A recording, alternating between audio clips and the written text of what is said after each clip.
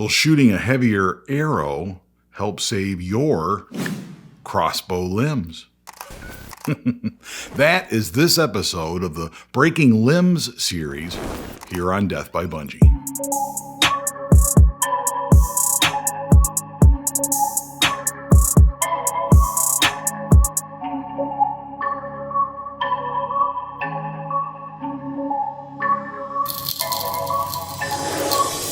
In the first episode of this Breaking Limbs series, we talked about 3 reasons why crossbow limbs fail.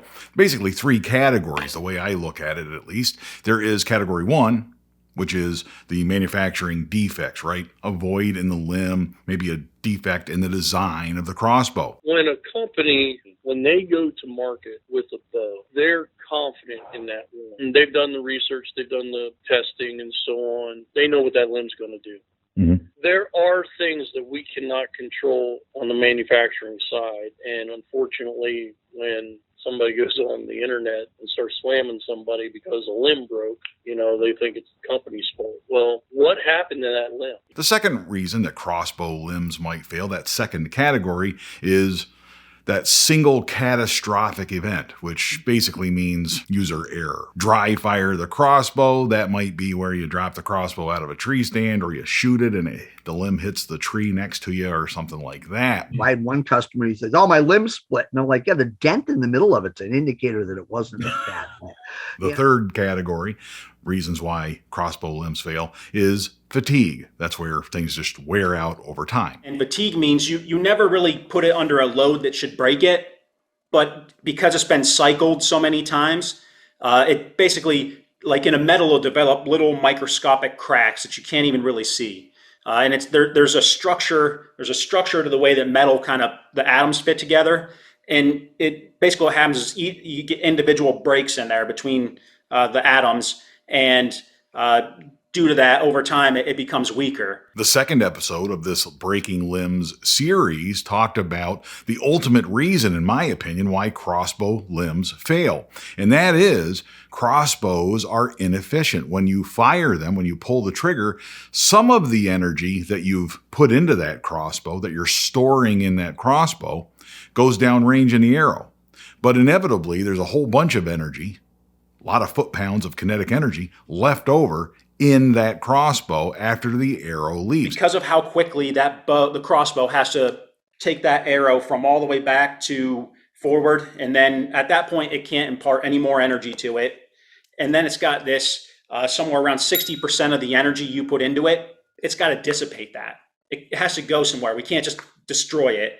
We can't say we got the 40% we wanted into the bolt, and with the rest of it, it's just going to disappear. It's got to go somewhere.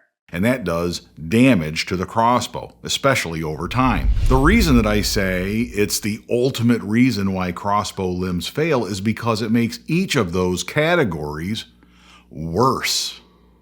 Think about this. Essentially, if there's a defect in your limb, right, a little void in the limb, a defect in the manufacturing process, or a defect in the design of that limb, every time you pull the trigger, there's a lot of leftover kinetic energy that's going to expose that defect. It's going to make that defect worse. Similarly, if you've got like a user error problem, you don't quite knock the arrow correctly, you pull that trigger, that leftover energy is going to let you know. Even the third category, fatigue, the more energy you've got left over, every time that you pull the trigger, it's going to wear things out quicker. It's going to vibrate those screws loose. It's going to make sure that the limbs aren't quite seated properly. It's going to start working those limbs a little bit more because there's a little bit more energy or a lot more kinetic energy left over every time you pull the trigger. That's stuff that can damage your crossbow. And that's the reason why I say that leftover energy, that inefficiency, is the ultimate reason why crossbow limbs fail. This isn't a new concept, but it's new to me. There is a crossbow efficiency calculator on deathbybunjie.com, and I think it's a very important concept to us as crossbow hunters. Great, Rich, you've told us what the problem is, and you've helped us calculate how efficient or inefficient our crossbows are. What good does that do you, right? I already bought the crossbow. What am I supposed to do now? Well, this episode and the final episode of this Breaking Limbs series next week will address that. They'll give you some ideas about what we can do as crossbow hunters to improve the efficiency of our inefficient weapons. What can we do to make them a little bit more efficient? As they continue to build crossbows closer and closer to the edge of what crossbow technology can offer, I think the arrows become more and more significant. Some of the high performance bows, especially the ones that are shooting arrows or bolts, as some call them, around 380 grains, they may be pushing the limits. But I also just look at arrows as a contributing factor. They're a piece of the puzzle. They're not the whole puzzle. Let's say we made one that shot more akin to your compound bow, a crossbow that happened to be 70% efficient. Yep. It's going to have fewer limb problems. Yeah, it would, just because of the fact that you have less of that energy you have to dissipate, right? So if we could get, and you can actually do this by shooting a heavier arrow, it becomes more efficient. And the reason for that is just what we talked about earlier, time that the string is in contact with the bolt. So if it's heavier, if you've ever gone to push something that's heavier, it takes longer to get it moving. It's got inertia. It doesn't want to move. It's happy where it is. When you pull the trigger, it's not going to move until there's enough energy built up and stored in that arrow to overcome the inertia of the tip, which is really tapping, and it's going to move along the rail. So it's in contact for a little bit longer. If more energy is going into this arrow when I pull the trigger, then that just means there's less energy left over to damage the crossbow, right? There definitely would be a longevity increase if you use a heavier bolt, a heavier arrow. If a heavier arrow is absorbing more energy, putting more energy into the arrow, that means not only is there less left over to damage the crossbow, but it means there's more energy in my arrow. That's win-win. Now, some people, they seem to think that you get a huge jump when you go to a heavier arrow. Not from any of the data I've seen that, you'll get a 5% increase in your kinetic energy by going to a heavier bolt, a heavier arrow.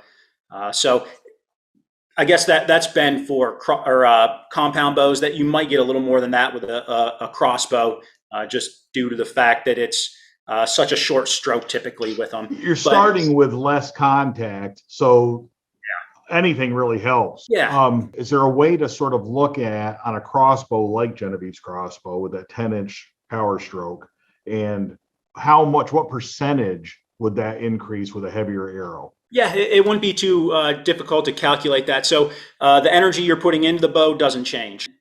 Take how much you get out of it into the arrow, divide that by the total you put into it, and that's your efficiency. All you have to do is compare those two numbers. So if you see a 5% increase in kinetic energy by going to a heavier bolt, you'll know that you can expect 5% less energy going into the crossbow to dissipate. You look at that over 1,000 shots, that 5% over 1,000 shots makes a difference. It sounds to me, and I'll see if you agree with this, that might, and we're going to just pick numbers just for illustration purposes, but that extra energy that you are sparing with the heavier arrow is going to make the difference. It might extend you from 1,000 shots to 1,500 shots. Right. And it's really not going to be the difference between 100 shots and 1,000 shots, right? It's not like, you have the light arrow and it broke after 100 shots. And if you just would have used a little bit heavier an arrow, you could have expected thousands of shots. I don't think that's very likely. Genevieve and I went in the basement. We took all three of our crossbows, the original Bunjie Jr., and Bunjie the Third. We took all three crossbows into the basement and we shot them at various weights. I tried to increase the weights as close to 25 or 50 grains at a time so I could get a good idea of what these crossbows were doing over the course of the whole spectrum as you increased arrow weight, both the speed that I got plus the weight increase. We're going to start with Bunjie Jr. Bunjie Jr. is kind of the important one to me because it already broke a limb. Was the loudest sound I have ever heard a crossbow make. So if increases in arrow weight can improve a crossbow's efficiency, if it can help prolong the life of a limb, I want to know. Bunjie Jr. wants to know. We started with one of these guys, a ProFlight right out of the box, total arrow weight with a 100 grain field point, 351 grains. Just 1 grain over the 350 minimum. It should also be noted that for the purposes of this test, Bunjie Jr. wasn't wearing any of its rubber. Bunjie Jr. is a 355 micro suppressor. It comes with rubber on the limbs, right? The stuff that's supposed to reduce vibration. I took all of that off. You're probably thinking, Rich, don't take that off. It might hurt the crossbow. What am I going to do? Break a limb? But we're going to shoot that crossbow. That gives us the maximum speeds that we can expect out of that crossbow because the rubber on the limbs does slow it down. And if we're talking about heavier arrows and using heavier arrows long term on that crossbow, which we're currently doing, if that's the case, the rubber maybe is just superfluous, right? You don't need both necessarily. I'm not making that decision for you. Genevieve and I have talked about it. We've made that decision for Bunjie Jr. 351 grain arrow shooting 361 feet per second.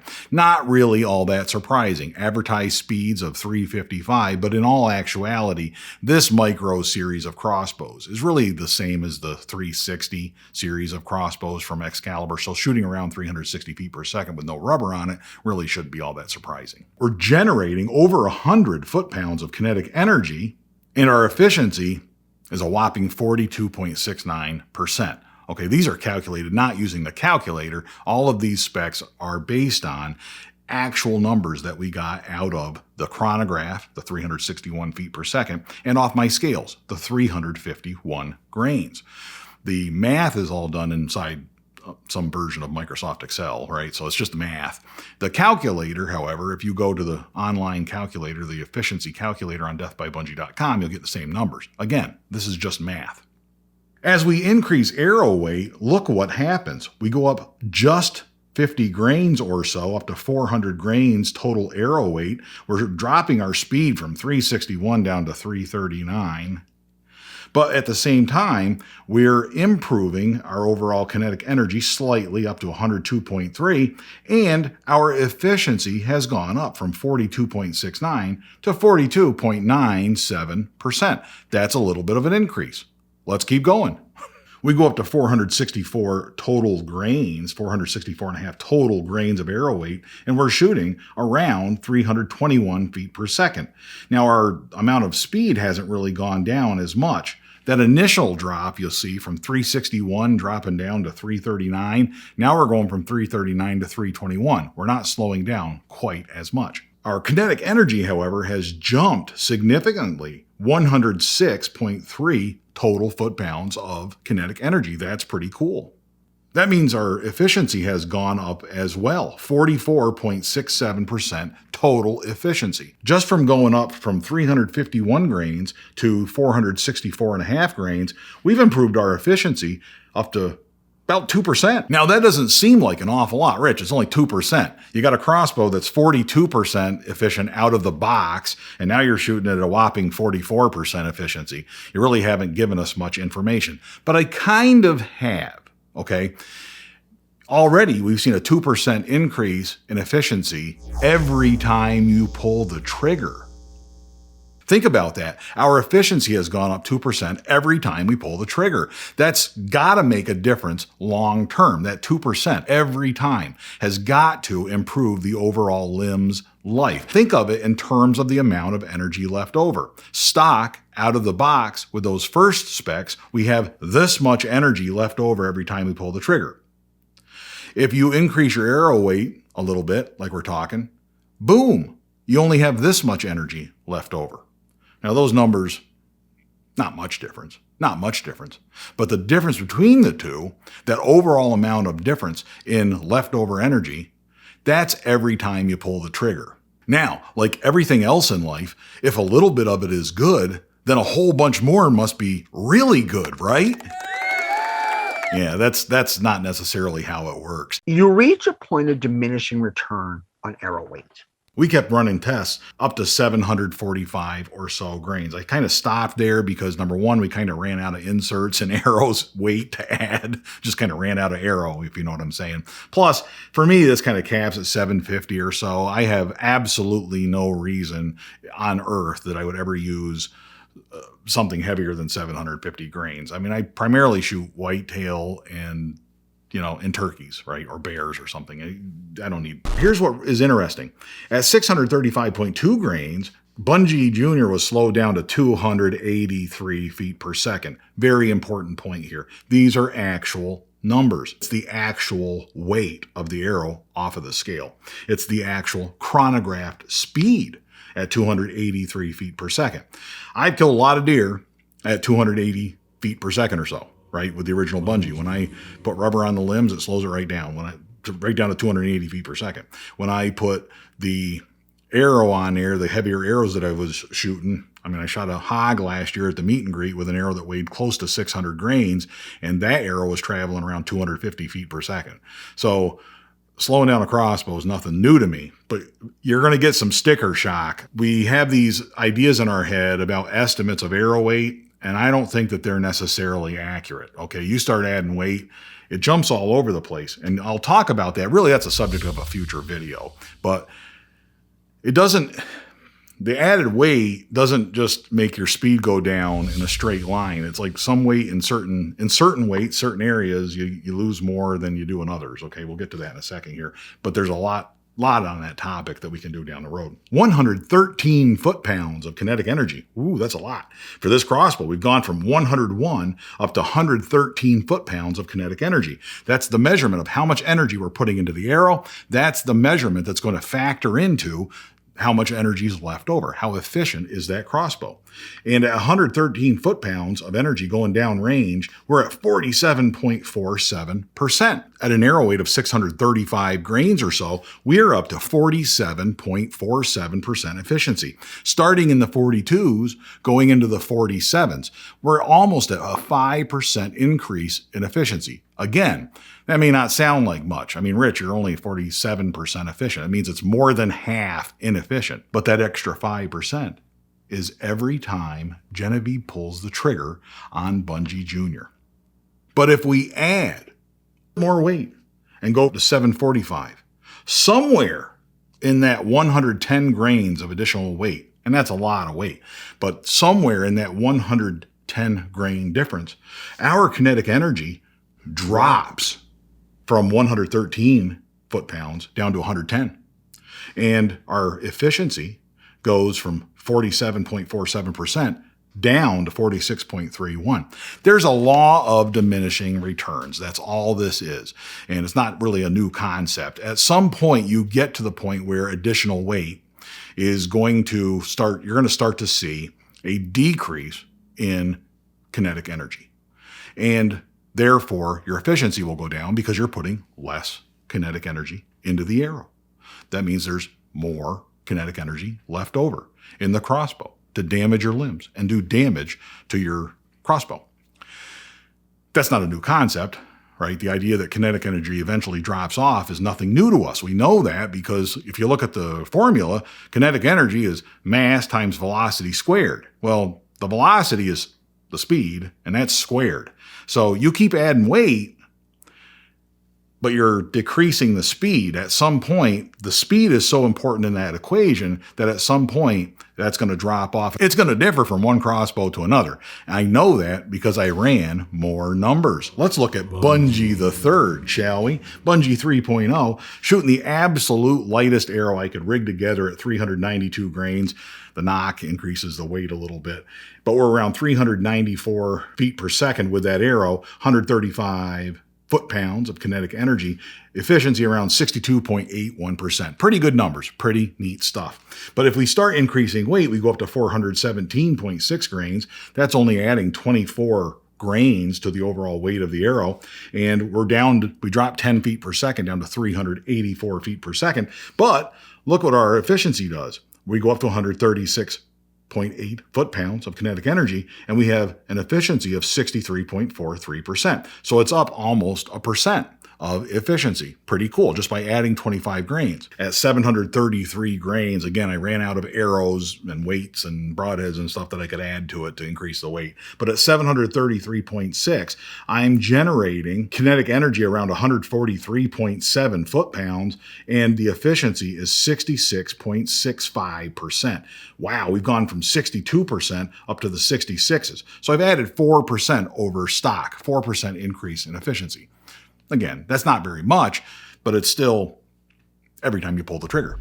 All these numbers get me interested in one thing, right? The only thing you're thinking about right now is, Rich, what happens to the original Bunjie, to the OB, when you add a bunch of weight to it, right? That's all you care about.